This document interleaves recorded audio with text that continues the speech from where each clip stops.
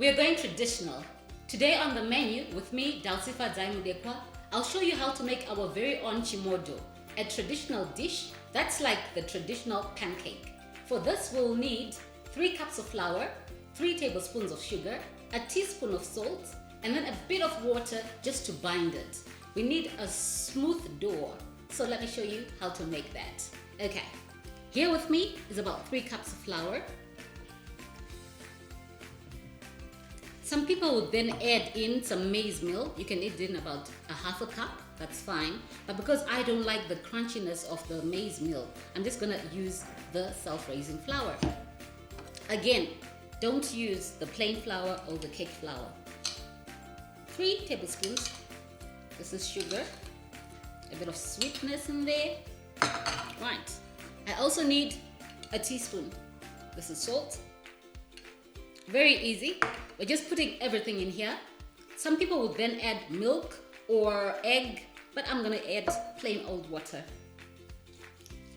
Cooking has to be simple. Something that you have in your cupboard, something that's easy to access. And then while I mix this, I'll just have my pan heating up in here. Okay, so I give this a stir.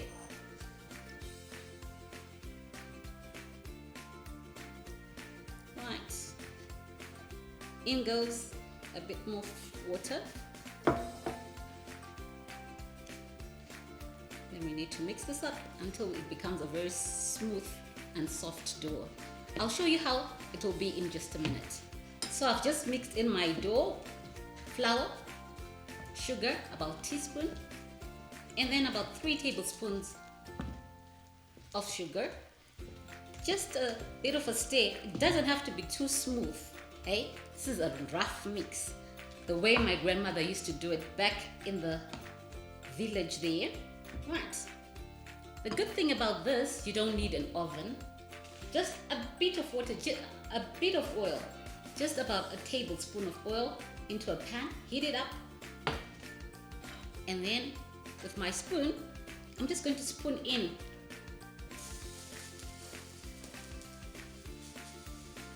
These are not fat cooks, remember, so you don't need a lot of oil.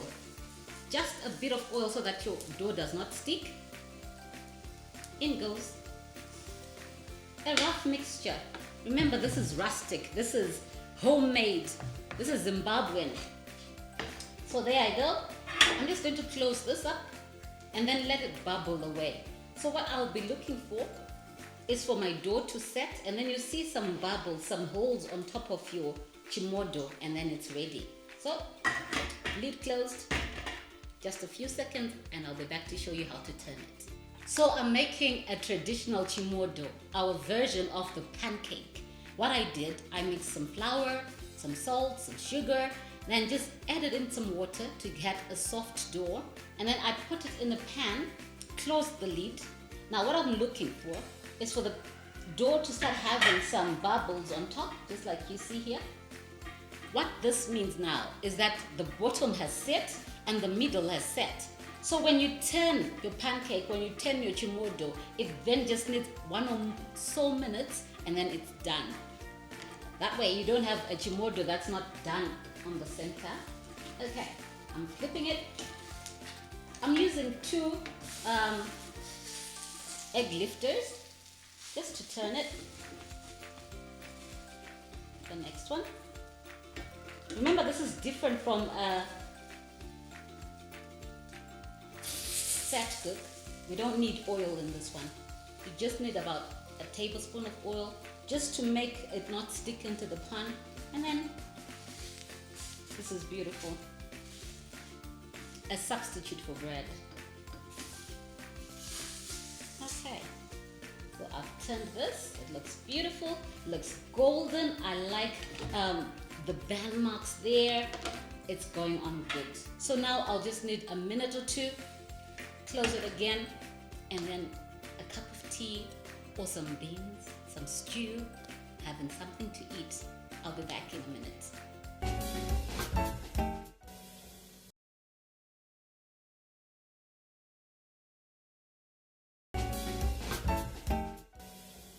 We are on the menu. On the last segment, we did Chimodho, our traditional pancake. I'm pairing this nama papu, beef lungs. Now you can use beef, you can use pork, you can use goat lungs. And what I'll be doing today is I'll be just slightly coating them in a bit of tomato and onion, and then just having some spices, some chili in there, some barbecue, and then just coat it beautifully.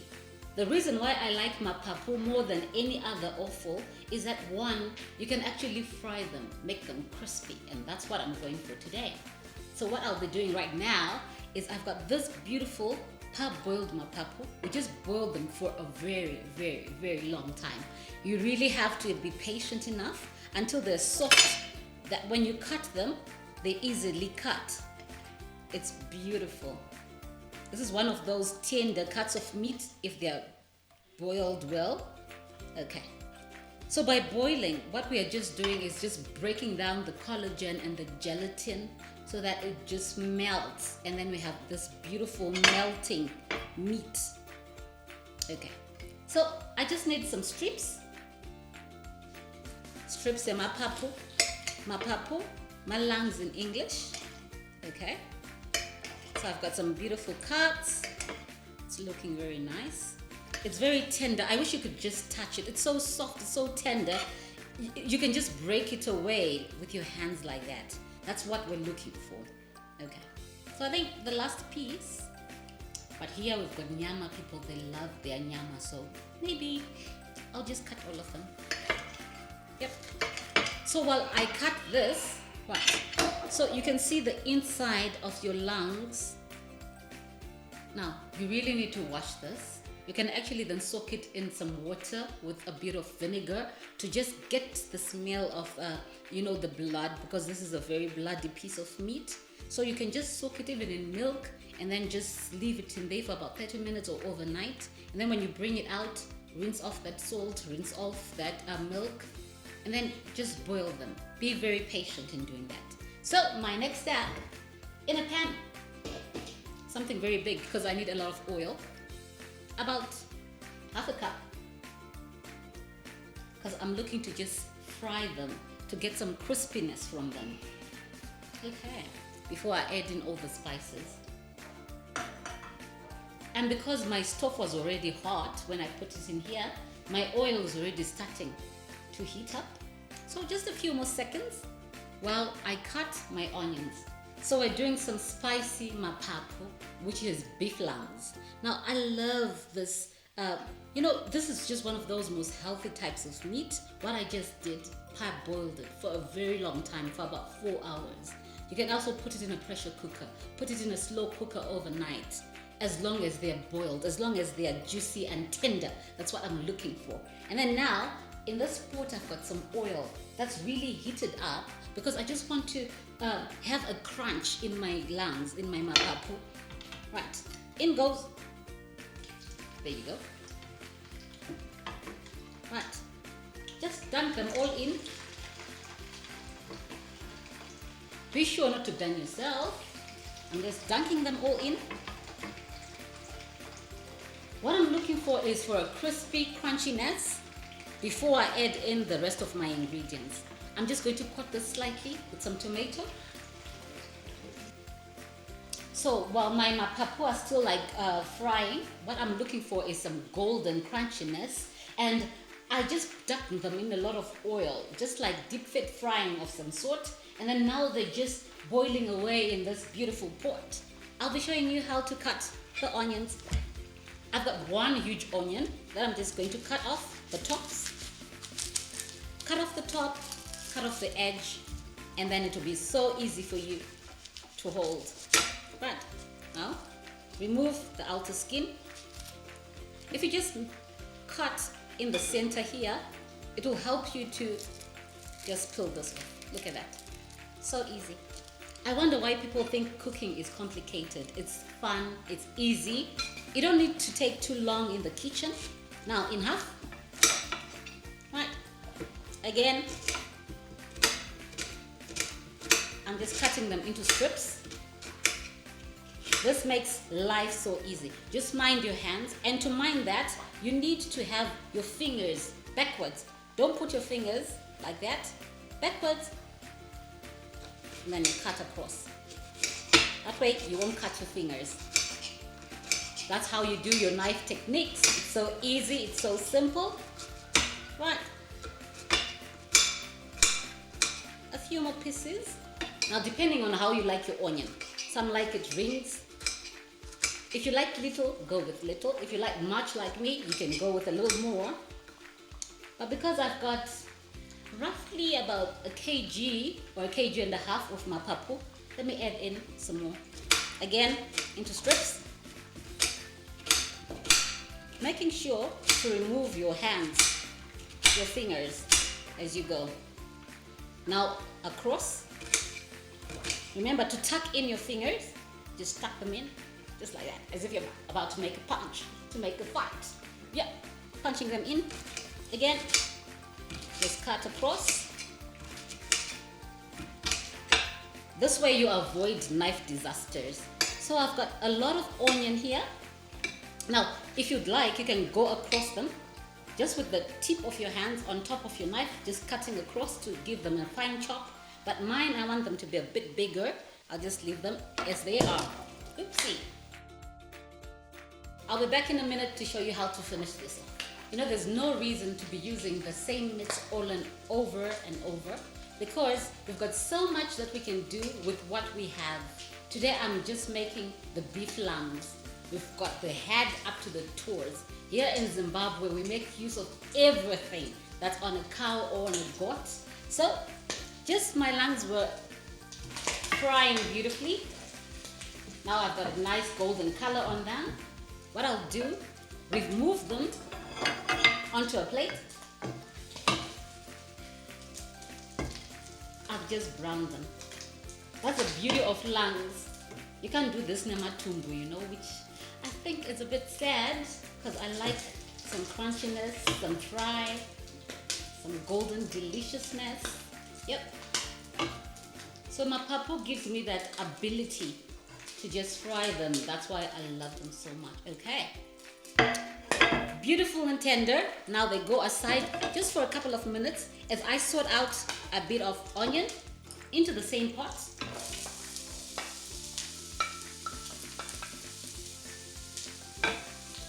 So what I basically did in here, there was a lot of oil and then I just trimmed it out so that I remain with about a teaspoon to a tablespoon. Now I'm going to fry this until they wilt. Kuwilta, you know what we call wilting is they are nice, juicy and plump.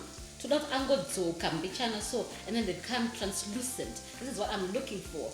It becomes beautiful. The aroma fills the kitchen. It's something. And then just to add on to that, I need to add in some garlic. Again, a bit of salt, some garlic and ginger, some spices. Here I'm using some hot spices, some chili, some barbecue, cayenne pepper. You can actually use the real chilies if you're that into hot stuff. I don't like to burn, but hey, it's the aroma now that just gives you that something forward to look to. Okay, as this continues to brown, I'm just going to cut again my ginger. Now, this is a stamp of ginger. You can use the back of your spoon to just remove the peel and then cut it into strips. I want the strips because I want to sort of have that punginess, that powerful taste of ginger in there. Okay. Into small strips again. One thing about ginger is if you have it and it's so big, it can offend. So just cut them into smaller strips. And they're going straight into my onion. I'm loving this dish. It's very traditional.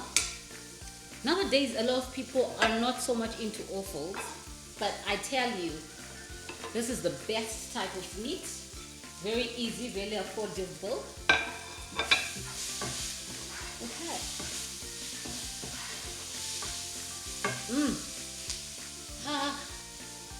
This reminds me of my grandmother's kitchen. It's beautiful. Now, just a touch of tomato, not too much. A touch, about a half a tomato. In goes. Now, I'll be back in a second to finish this all up. I've got some onion, tomato, some spices in here. I've got my mapapu. They're beautiful and golden brown. This is, wow. I'm just so looking forward to this. Right, some thickener into my soup. Then just let it mix for about 2 or 3 minutes. Right. I'm not making a stew, so I'm not going to be adding in any water. So, okay, that looks beautiful. This is exactly what I'm looking for. Then in goes my mapapu again.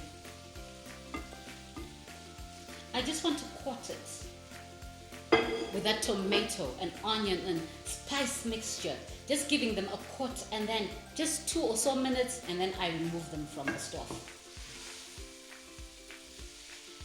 They should be beautifully coated. Yep. I'm not looking for a soup, I'm not looking for a stew, so no water at all. Just make sure that your tomatoes are done, your thickener is done, and then a beautiful coating of your mapapu. Yeah, this is how you do it in a Zimbo kitchen. This is a Zimbabwean kitchen, and this is how we do, and we're being creative with our mapapu. I know a lot of you do the soups, the stews, but yeah, this is beautifully coated off the stove, and we are done.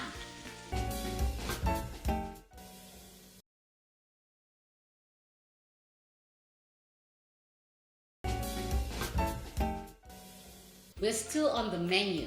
Remember, today we're going traditional. What we did earlier was some chimodho. We then paired that nemapapu, some beef lungs, and now I'm just gonna have a juice. In Zimbabwe, we've got our own traditional juice. Yatinoti yo maheu. Maheu aibikwa nana tete, nana mbuya kumsha, muhari. But now you can also make this on a stove. So you've got a bit of the traditional coming into the modern. To do this, just the same way you do a porridge. Some ufu or mealie milk. You need chimera or malt, that's malted sorghum or malted millet. And then we need some water, sugar, and then another cup of water again. I'm using water twice. The first time is to make my porridge. Some people can use musika, but isikira, that's still fine if you're good at it. And then if you're gonna be doing the other way, is putting some water into your uvu or your maize meal. Give it a stir. Mix it, mix it, mix it, mix it, so that there is no flour or uvu that you can see. The maize meal. Right. I know a lot of people are already wondering what is going on. Yeah, this is the way I do my sadza. This is the way I do my porridge. Now, let me just explain a bit on this one. If I use this method, and because I've used some cold water, it means when I put my ufu into my boiling water, I'll need to require a bit longer than munasikira. So no, mun aneng asna require for long enough. When you make it boil long enough, more than 10 minutes, you have a perfect hot sadza. Even a perfect hot porridge, like I'm about to do. Right, in here, some boiling water. My stuff on 6. I'm just going to add in my porridge. Now, you add as much as you need to have a semi-thick. I want a semi-thick porridge. Right, this is looking beautiful. Now, takuri kwatisa now for about 5 to 10 minutes. And then after that, nchariburitsa, put it into this beautiful bowl. Ndoisa chimera changu, tichibika bika tichidaro, toyona maheo edu. Now, just give me a minute for this to go. Tikumbobika maheo in our menu kitchen. Yes, we are going traditional. Today we are very, very traditional. Now, maheo anobikwa ne chimera. This is what we call malted sorghum or malted millet. It's called a malt for those that are out of Zimbabwe and you want to make our traditional drink. So what we just did, tatora mvuwedu, takaisa mvura, takapambira porridge. Now this is basically a porridge. And then we're going to take it out now into this beautiful bowl. Ndo hari yedu emazwana, the modern hari. So, anambuya wedu ashanza hari kubika ish. Right, now I remove it from the stove. Porridge rang, ndo deisa mbiya or my hari. Right. Into this, now add cold water, some perfectly cold water. What I'm trying to do is to just thin my porridge. Putrite tete. Very thinner. Now, I know when I was still very young, my mother used to take sadza rasararia, the leftover sadza, and then she would clean it up perfectly on running water, and then she would take it and mix it. Kanya until ranya smooth. This is a good way again of using leftover sadza. But I know some people will then not like the handling of the sadza. So just make a porridge like I did. Add in some water again. It's a drink, remember. I find it too thick. We want it to be nice and light so that when you drink it, it's beautiful. So I'll reserve this for later. Right, in here, about 2 teaspoons the sugar. Just pure plain sugar or a half. Yep. Okay, I'm loving this. Right, panapa, my malt. Dinechimera changu, 4 tablespoons.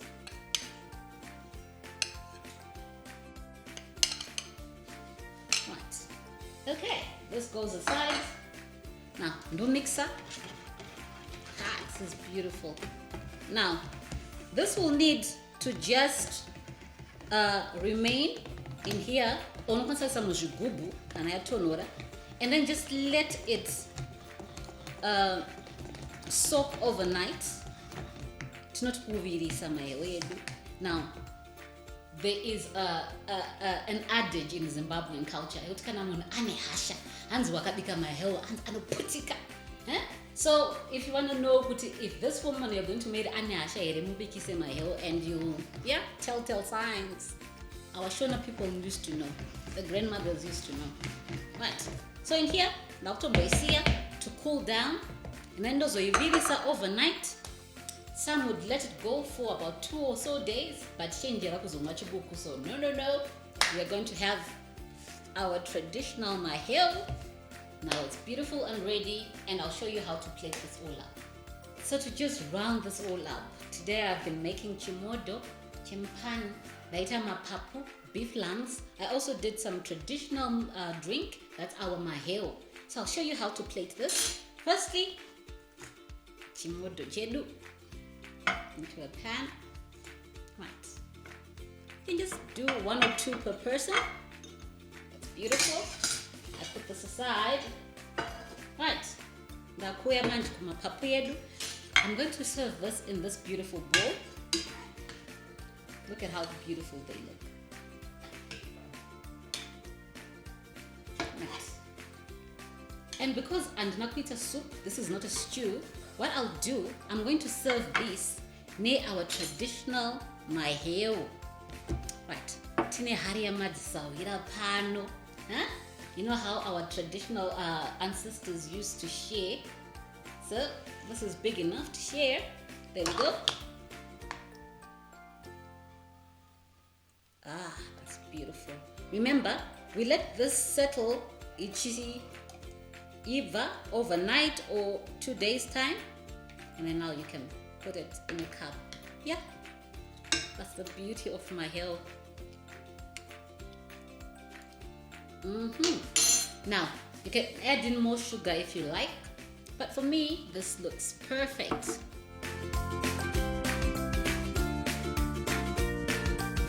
With me here, I've got a few strips of lettuce. Just to have a bit of green in my plate, I'm just gonna fold this nicely and put it on the center there. And then, a beautiful dish of Chimodho, mapapu, spicy mapapu, nemaheo edu, to just take this all down. Thank you so much for watching. Watch us in the next episodes.